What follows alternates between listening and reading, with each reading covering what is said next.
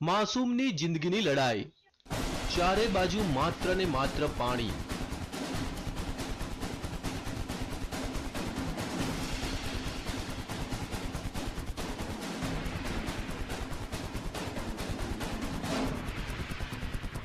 પાણીના ધમધસતા પ્રવાહ વચ્ચે ફસાઈ એક માસૂમની જિંદગી. મોતની લહેરો વચ્ચે જીવન અને મરણ વચ્ચે ઝોલા ખાતી માસૂમની જિંદગી. શું આ માસૂમ પોતાનો જીવ બચાવી શકશે ખરો?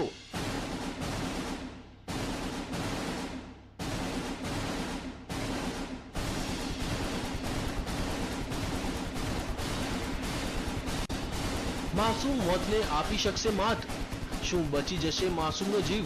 આ દ્રશ્યો છે મધ્યપ્રદેશના ભોપાલના ડિડોરીના, જ્યાં 2 વર્ષનો એક માસૂમ બાળક ફસાયો છે ધમધસતા પાણી વચ્ચે.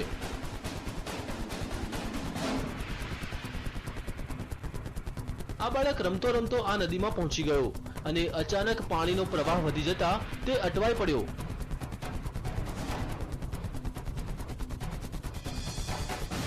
લહેરોના આ તાંડવને જોતા ભલભલાનો પસીનો છૂટી જાય, પણ આ માસૂમ લહેરો વચ્ચે લડી રહ્યો છે જંગ.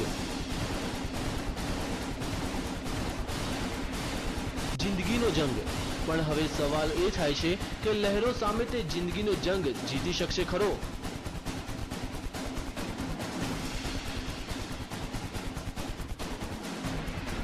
તેને કોઈ પણ ભોગે પોતાનો જીવ બચાવવો છે. તેને નદીના પ્રવાહની કોઈ પરવાહ નથી. તે તો તોફાની લહેરોને આપી રહ્યો છે ટક્કર.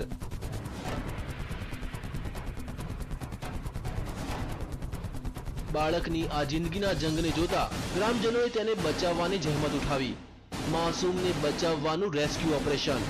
માસૂમની જિંદગી બચાવવા ગ્રામજનોએ પહેલા રસ્સીનો સહારો લીધો. થોડા ઘણા અંશે તે સફળ પણ થયા, પણ અચાનક તે પાછો પાણીના પ્રવાહમાં તણાઈ ગયો. આ વખતે તો લાગ્યું કે માસૂમ તેની જિંદગીથી હાથ ધોઈ બેસશે.